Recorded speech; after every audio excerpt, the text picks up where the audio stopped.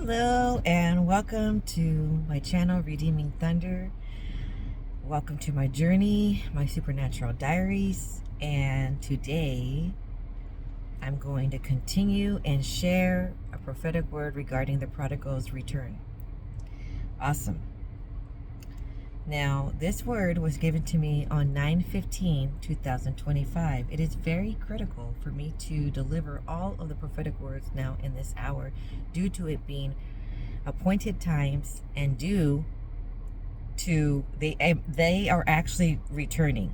Okay, like seriously, we're like, when Yahuwah says now, when Yahuwah says post all of the videos that are of Prodigals Return that I have given you, all of the dreams, all of the visions, because once you have completed that task, they would return in real life. Okay, so everybody should be getting excited and preparing and being radically obedient to what he has you do to get this to occur on earth, because it's already been approved in heaven. So all that's needed is for you to do some little tasks that are left. So I'm noticing that the prophetic word is coming to pass 6 months later, sometimes even sooner at this point in time. So if the prophetic word was around 9/15, just calculate 6 months later, and where are we at? That's how close we are to receiving our promise. That's what I'm trying to tell you. Okay, so this prophetic word was given to me through a dream that I had. So may Yahuwah open your eyes to see, look towards the future. And may he open your ears to hear the prophetic word. Okay? Glory, because this is a rainbow moment. Okay? He is bringing forth his promises. I've also received a vision of seeing 4. Oh my gosh, hallelujah. This is just let me turn this, okay? Just 1 second. Look, I'm not even joking. Do you see that rainbow? See, this is prophetic. If you need to be paying attention, opening your eyes to noticing these little prophetic moments, okay, after the rain, after the storm. This is divine promises, okay? And so I know that there's 4 promises coming that I've been waiting for, and some were surprises even. And there was a little portal at the bottom, and there was like a inside of the portal was like a purple hues, and there was 4 rainbows, so 1, 2, 3, 4, over some water. And so this prophetic word of the prodigals returning is one of them. It's one of the rainbows. Hallelujah. Okay, so the dream. It was my dream this time.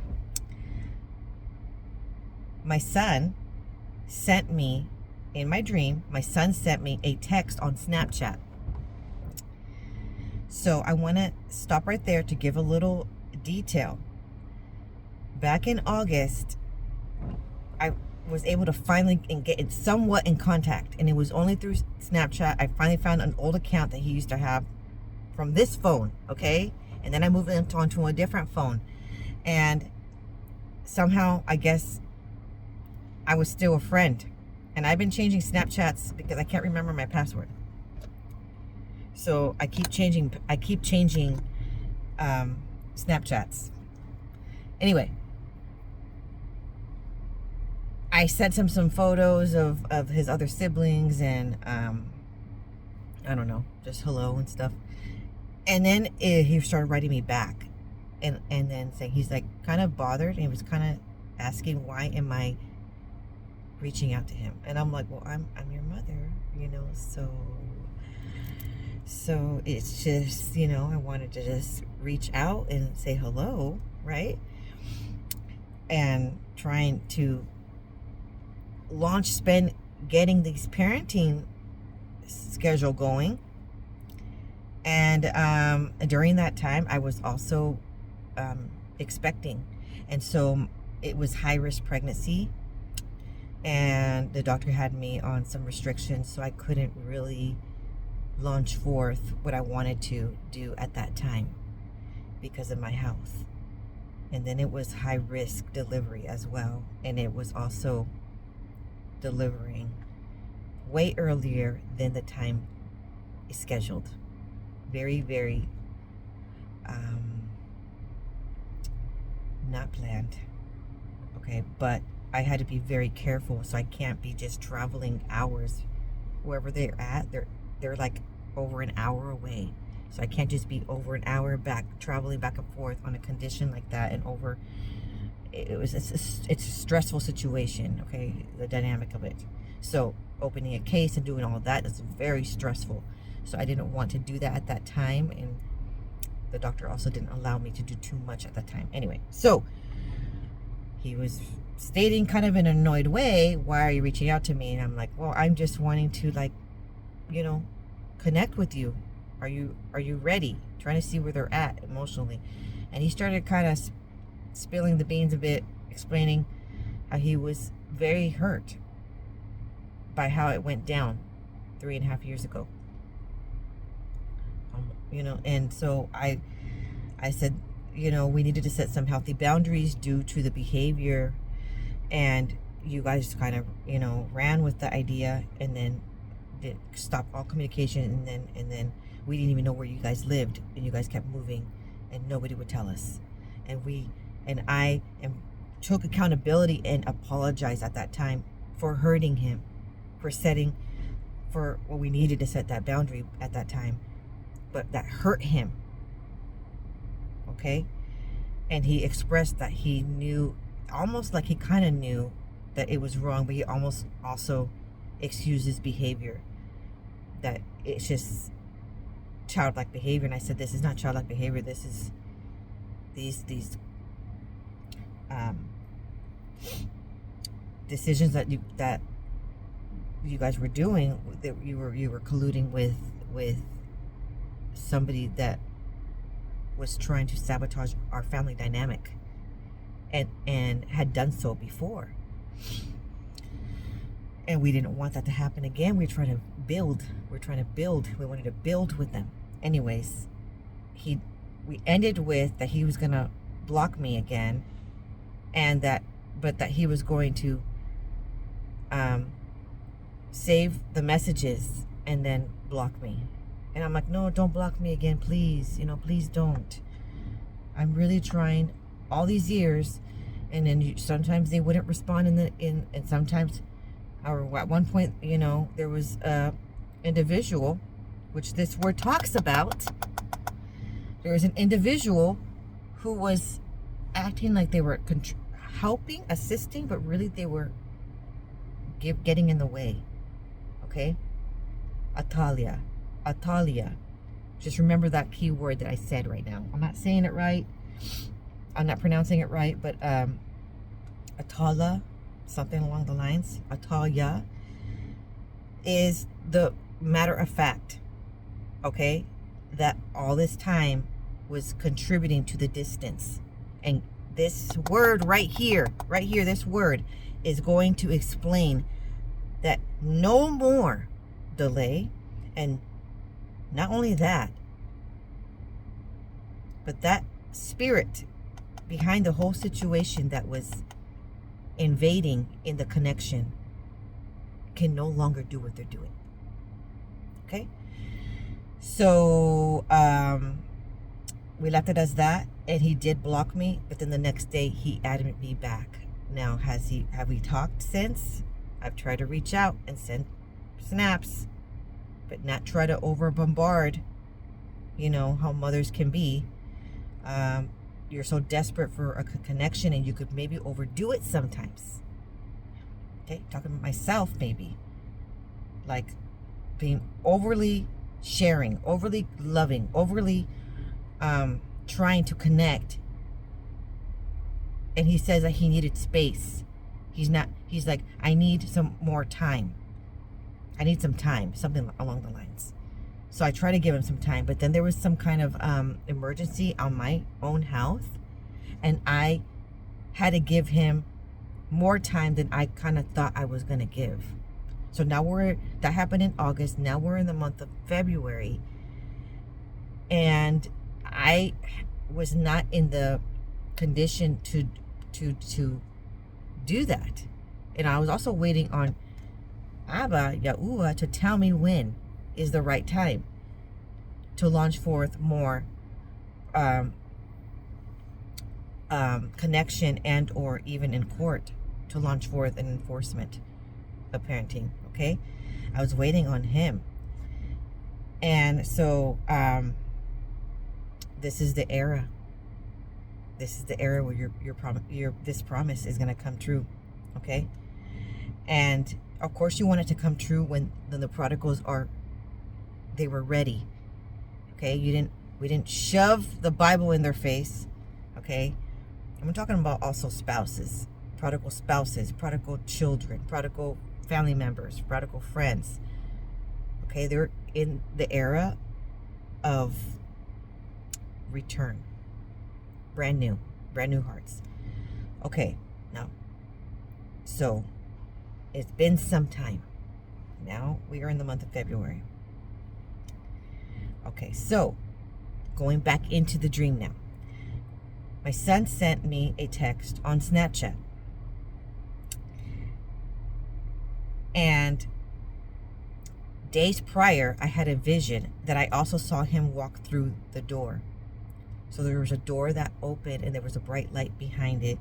And he had on a light blue shirt, and he walked through the door, and the door was left halfway open, and it was a bright white light outside. Okay, so when I opened the snap in my dream, and the reason why I'm sharing my dreams and my vision, my supernatural diaries, because these things actually, the dreams and the visions that I have actually come true. And it's been occurring quite some time now. And I only just really was revealed of this supernatural gift about 3 years ago. Okay, I didn't really actually know. I mean, I had some dreams here and there in the past. I know I'm going on tangent, but I just need to explain this. They actually come true, which is why I need you to watch my videos. I need you to follow. I need you to subscribe. If you have been waiting, you need to know what to do next. There's something that's happening. It's urgent. There's something that you need to know. And so the snap said, I had some time to think about it. Remember? Back in August? Okay. And is it all right for us to come back? He's talking about his sister and him. And so I'm like, well, of course I want to answer him right away, right? And I was shocked. Because he sent me a snap, and he actually said that sentence. So that means you are going to receive some kind of connection in waking life, that they're ready to return.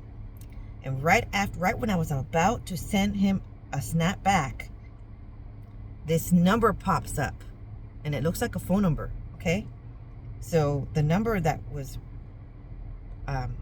snapped back to me was 503-533-0478. I woke up from the dream and began to dream something else. Okay, so then later on,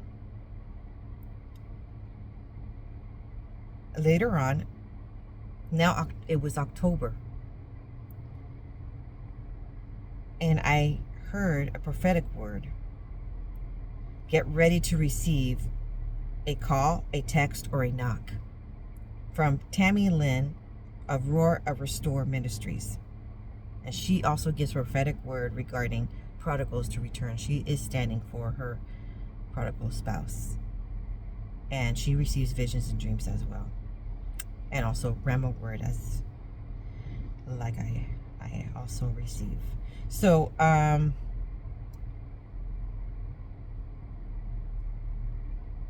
I began to research, because Yahuwah speaks to me, giving me numbers sometimes, just research in the in Hebrew, strong numbers, okay? So there's meaning behind numbers. And when I researched what 503 strong number, it means alaf. And it also means to produce thousands. And you're like, what? Is this money? Yes, it's money. Okay. So bring forth to produce thousands. There's prosperity coming forth while being freed from the wicked. And I gave I read the verses that are attached to this strong number. And basically what's happening is there's going to be some recompense for what the enemy stole. And it's coming forth from the wealth of the wicked is up for the righteous. Genesis 20:16, and unto Sarah he said, behold, I have given thy brother 1,000 pieces of silver. Behold, he is to thee a covering of the eyes, unto all that are with thee, and with all other. Thus she was reproved. Now, what I got out of it is there's going to be respect that my husband is my covering. Respect for our marriage. And money recompense for wrongly attempting to steal away, even if unknown or known, when the fear of Yahuwah struck Amalek, whoever stolen Sarah would have to give back the princess back. And not only that, but respect Abraham as her husband. Okay? I want to dig deeper on what that means.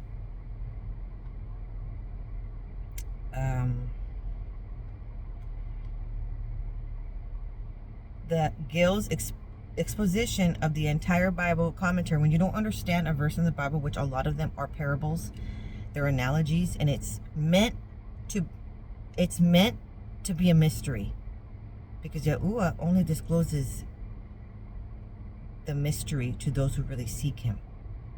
So you want to start getting a relationship, divine relationship with Yahuwah. You need to go and ask him, tell him that you want to understand his word, and then you also want to read the commentary. Okay, so, and unto Sarah he said, behold, I have given thy brother 1,000 pieces of silver, or shekels of silver, if 2 shillings and 6 pence of our money amount to 125 pounds. So it could be little pieces of silver. Current in this country, it may be meant that some sheep, some oxen, Amalek had given to Abraham, worth so many pieces of silver, but it rather seems that he gave these over and above, and chiefly for Sarah's use, as will be observed hereafter, since the words are directed to her, and in which there is a sharp cutting expression calling Abraham her brother and not her husband, thereby putting her in mind and upbraiding her with her equivocation and simulation. Behold, he is to thee a covering of the eyes unto all that are with thee, a protection of her person and chastity. So it and husband is a cover to his wife, and she under a cover. Thus Abraham being now known to be the husband of Sarah. would for the future be covering her. Okay, so what happened is Amalek desired her as a wife. And when they entered that country, she kind of introduced Abraham, her husband, as her brother and not her wife. Or they took it upon themselves to believe that it was like a brother and not a husband. Okay? So when Amalek had a dream, a warning, that it was interpreted for him, he was frightened because he knew who the Most High Creator of the universe, Yahuwah. Okay, on this channel we say Yahuwah. I know everybody knows the word God, but we say Yahuwah because I'm using the Hebrew language. And we say Yahusha for when people say Jesus, because that's for another video, but it's just their real names. Okay, Hebrew is the oldest language. So anyway, so what happened was he got frightened because he didn't want to be stricken with curses from the Most High. So he decided to give Sarah back and then honor them and grace them with silver. And not only that, but that her maidens will also be under the protection, okay? And he would also provide gift of pieces of silver for veils for Sarah, okay? Everybody knew her as a princess, to be a princess. And not only veils for her, but veils for her maidens, her servants. Okay, so now the enemy knows that they took something that they weren't supposed to take. This guy, he didn't know. So even if it was unknown that they took something, all right, they're still gonna have to pay back. So in my situation, he knew he took my children. Okay, so he's definitely gonna have to pay back. And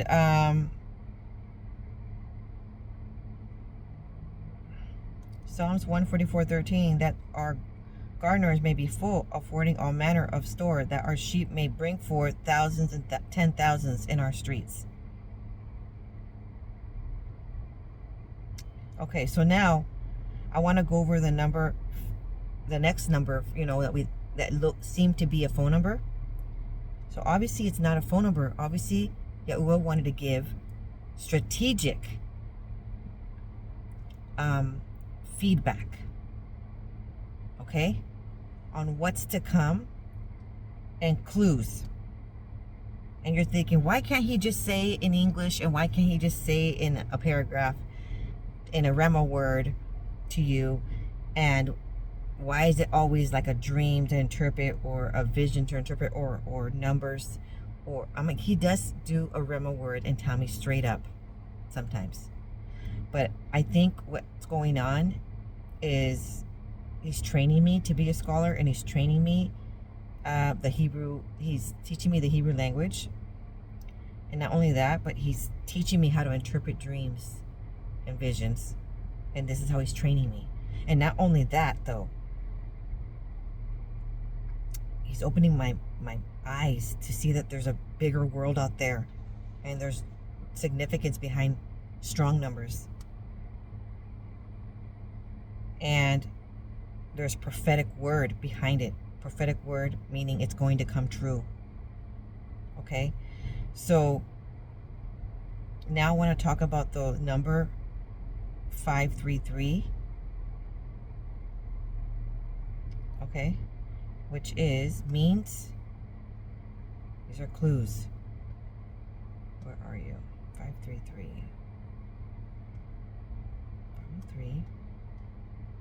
533 means Ametz. and the strong concordance, and it means bravest, mighty, strength, strong one, courageous. He's putting a supernatural level of strength in the man that is my covering. Okay? In self. In you in this hour. Because what you're going to have to do might require you filing something in the court. And what maybe didn't work out in the past, and you kept getting denied, and etc., etc. Okay? Blame for something you didn't do, which happened to me. And you had to go through all the motions, go through all the trials, go through all the ridicule, go through your reputation going through the muck. Okay? And the ones closest to you that you thought maybe was to help support you, they were gone. And they went to go support the other one, the ex that stole them. And they all somehow, even your closest, who you thought were going to be there for you. I'm talking about even like, you know, I even have a twin sister. Okay, so you think, oh, that must be a really strong bond. But there was a betrayal. And even that individual, even my own parents, embraced the other and left me stranded. And when they came to assist me, it wasn't very sincere. It always came with a separate agenda. And life was very difficult for a good 7 years. Life was very difficult, and I don't want no pity party. Okay? I'm not here to tell you this story so you can feel sorry for me. So I can look like the victim. Okay? I am the damsel. I have been the damsel in distress. But even so, I had a kinsman redeemer that came to rescue me. And people were jealous of that. And because I wasn't suffering all the more extra, and they wanted me to, or they wanted that blessing, they wanted that rescue for themselves before I received it, and it was some sort of a competition, they turned their back. And every once in a while, we would try to connect. I try to forgive, and I forgave, and I try to give one more chance, and I try to give one more chance. And the thing is, they had a separate agenda behind the scenes that were causing all of these delays. They were secretly trying to continue to have you not obtain this promise. Yes, I want you to open your eyes and think. The ones that were patting you on the back, I'm so sorry for your heartbreak, for this and that, were the very ones that were causing it. Furthermore. Okay? So, he needed you to have mighty strength, courageous, mighty strength. He has been giving that. Because if you were coming at this with your own strength, it was crippling depression. It was horrifying heartbreak. Okay? Not having them, and having them turn against and not respect the covering that I had. But guess what? There's a change of events occurring, and now they're going to respect the covering. Okay? Why? Listen further. It means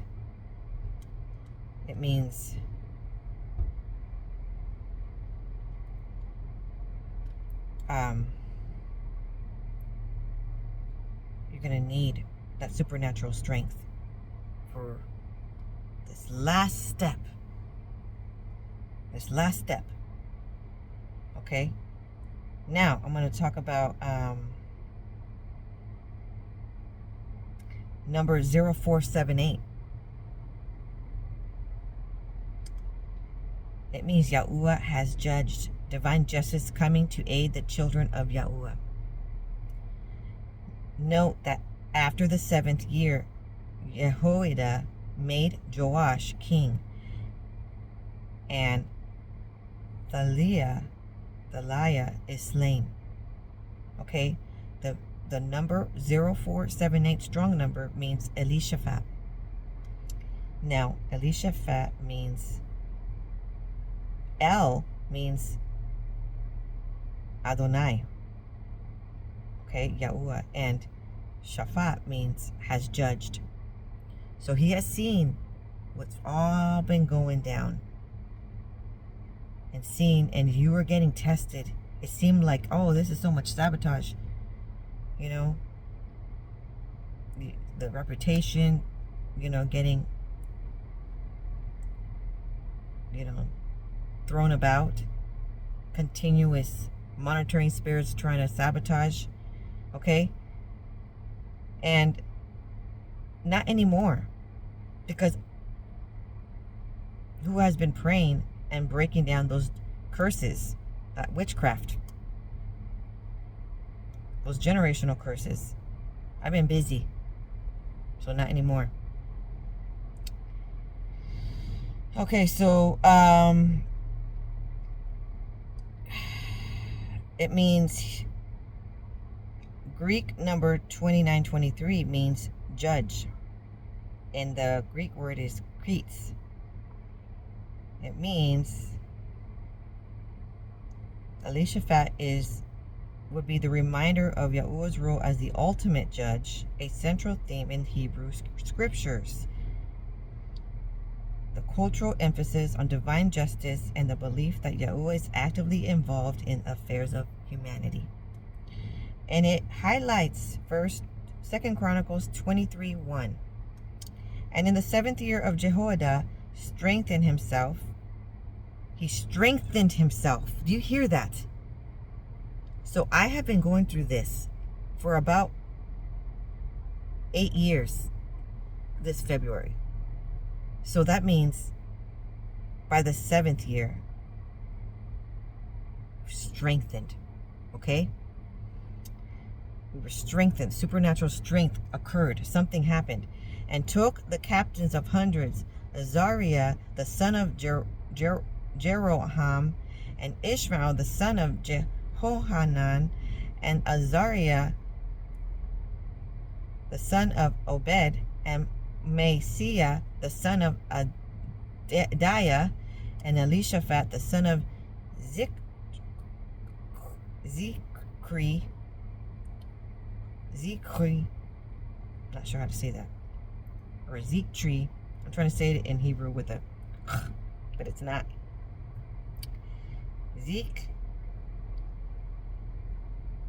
Zikri, into covenant with him. Just think of that right now, okay? The sons. It's talking about the next generation. Now, the Barnes Note on the Bible commentary or context. The 5 names do not occur in Kings, only and incidentally the 5 divisions of the royal guard. The reason why there was such an attack and there was such bombardment of witchcraft, because the enemy knows who the prodigals are. He knows they were part of the royal guard. The Jameson Brown Bible Commentary, chapter 23, when it speaks about Jehoiada makes Joash king. In the 7th year, Jehoiada took the captains of hundreds. The 5 officers mentioned here had been probably of the royal guard, and were known to be strongly disaffected to the government of Athaliah. Okay? And Athaliah is slain. 2 Chronicles 23:12 through 15. That's key right there. A person with a secret agenda, with the spirit behind that person, was Athaliah. Okay? has been taken down and taken out. So whatever power that they had over these individuals, these prodigals, they no longer have an influence. And it was stating also that they didn't really feel that affected by this influence anyway. And you're like, well, who is this, the Atalia? Okay, who is, what kind of, because back in the day, they were actual real people. But now in referencing their spirits, okay? And people can have someone piggyback ride along with spirits, just like spirit of depression, spirit of suicide, spirit of like a domineering, a narcissistic spirit. Okay, these characteristics that people have, these personality traits, are actually spirits. Well, the jealous, envious spirit is the Jezebel, the enabling, non-accountability, want to look like the victim all the time. That is the Ahab spirit. Okay, now let's dig a little bit deeper. I wanted to be like, well, who is this person?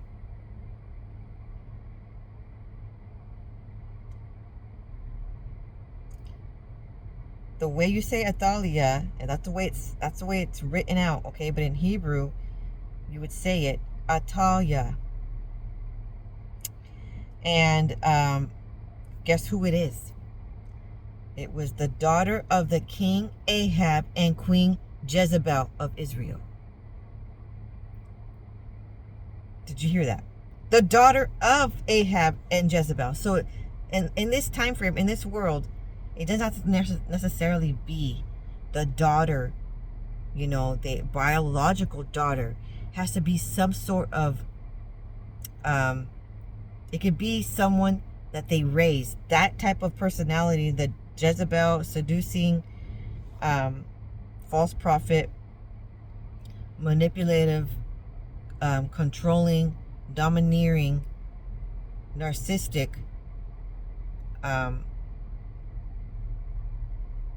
what else? Pretty much witchy. So with slander, with the gossip, and having other people do their dirty work. Okay, that type of personality. Married a king named Ahab, but the Ahab spirit is someone that cannot really stand up to the Jezebel. Okay, that is because the Jezebel is very overpowering. But this is what's sneaky about the Ahab spirit. The Ahab spirit is under the table. Okay, the Ahab spirit is under the table. Also Jezebel, almost even more dangerous than just the Jezebel. Why? Because they're the ones crying out wolf all the time. They're the ones playing victim all the time, acting too naive, portraying someone that is never accountable, can never acknowledge fault. Okay, always the blame game to others, always causing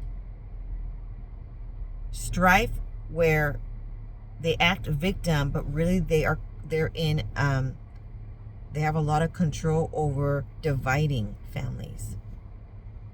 As in, they play victim, saying this person did this not to them, but really they exaggerated it. And then they go to the other person and say, you can't be friends with this person. And the Jezebel spirit does the same thing and tries to taint the name and saying an entirely different story so that those other people don't ever connect, because they hear this horrific story about that person. Okay, that's what the Jezebel and the Ahab, under the Ahab spirit, does. And they cover a lot of the crimes of the Jezebel. So a lot of the manipulative, abusive behavior. Okay? Well, they had a baby back in the day, and that person's name is Atalia. And so, how do you think that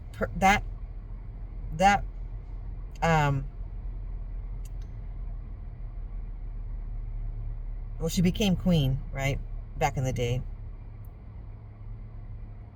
consort of Judah, as the wife of King Jehoram, a descendant of King David, and was later queen regent during 841 to 835 BCE.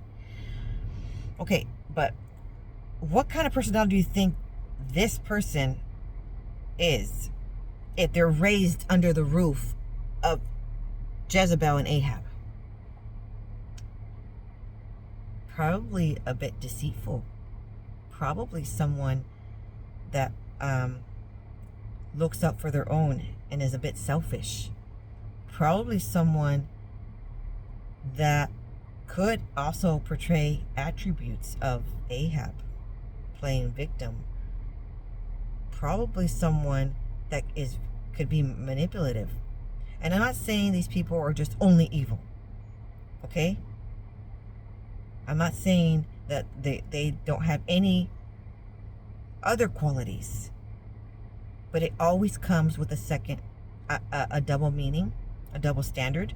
It always comes with their hand behind their back with the cross. They're doing this and they're promising something to you, or they're saying, you can trust me, but they're saying that you're a loyal friend, but really it's sort of like a friend enemy.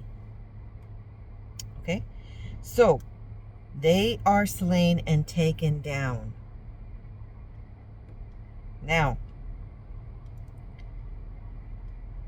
this is a big deal. Okay? This is a humongous deal. Now, I want to read a little bit more on what entails. Because 2 Chronicles 23:1 says, in the 7th year, Jehoiada showed his strength. So, supernaturally speaking, okay, you have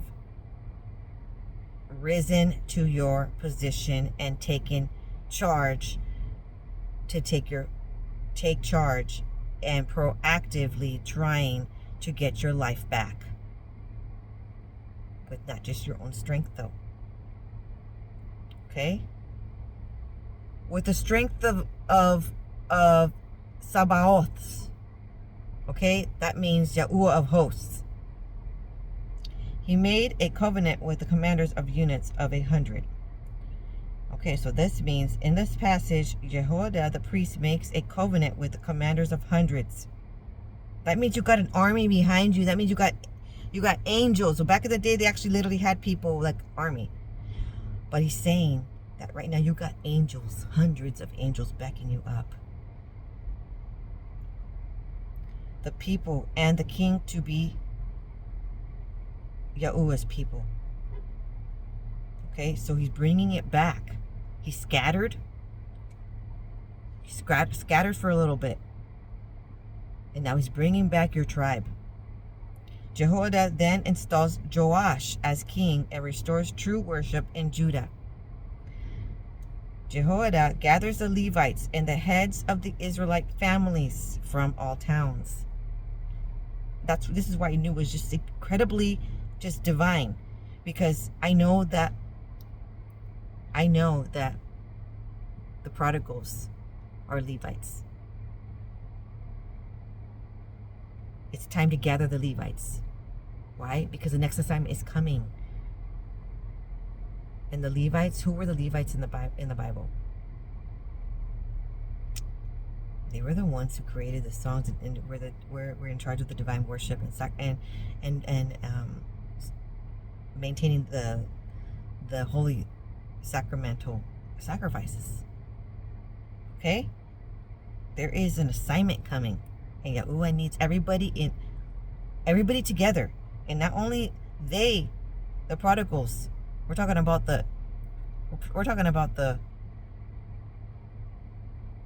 they've been in captivity. Okay? I'm talking about the nephews and the niece. Okay? They are also Levites. All right, so then Jehoiada makes a covenant with the commanders of hundreds, including Azariah, son of Jeroham, Ishmael, son of Jehohanan, and Elishaphat, son of Zikri. Jehoiada makes a covenant with the people and the king that they should be Yahuwah's people. So now they're going to follow the commandments of Yahuwah. Life has been quite hard. Okay? They were able to experience that life without the hand of Yahuwah. He was always watching, caring, okay? But without, right there, in obedience becomes open. You open yourself up to the enemy and your own sins and your own dismay. Okay? So they are seeing that it's better to be in the light. It's better to be a follower of Yahuwah. And now they're going to follow his commandments and be in consecration and purification. Jehoiada restores the true worship in Judah by tearing down the house of Baal and breaking its altars and images. Hallelujah. This is literally what was happening right now. That's literally what I was doing all this time. These past 3 years. 4 years. This is literally what I was doing. Really busy. Jehoiada establishes watchmen at the gates of the house of Yahuwah and posts doorkeepers so that no unclean can enter. So now, when they have returned, they know who they are. The nephews and niece, I've been telling them who they are. But now they're going to really know. It's going to be coming full circle. And now, you know what means watchmen at the gates? It means those that have a prophetic calling. All of my children have a prophetic calling. So, Yahuwah is providing more warriors to assist, to guard as doorkeepers, so that no unclean can enter. That means they're well aware of who they can allow back in, and who they cannot. Okay? And it's up to them to accept the call. This is the calling on their life that they don't want to accept. But this is specifically for my children, the prodigals, and your prodigals. Okay? And they are on their way. Then Jehoiada installs Joash as king and anoints him with oil. So who is Joash? Who is being represented here? Joash is the son, right? And that's what I got out of it. There is an anointing occurring to the prodigal. And it is saying after the 7th year. Well, we're in the 8th year, so it's definitely time now. And that's what I'm trying to say. Because if we calculate of when this all started happening, it was February 2017. And now it's February 2020. February 2024 was the 7th year. Now we're in February 2025. So that means it's reached completion. So this prophetic word needed so it was already on in heaven as of February 2024. But then this prophetic word needed another year to come to pass. While you listen to the remaining prophetic words I have for the prodigals to return, you're going to see that yes, this indeed, we are talking about this February. Because sometimes when we receive prophetic word, it says when it's the season of blossoms. And it could be this season, this year, or it could be 2 years out from now, or it could be 5 years out from now. You see what I mean? But he's definitely saying it is of 2025. Okay? They're ready. They're ready to return. Hallelujah. Shalom.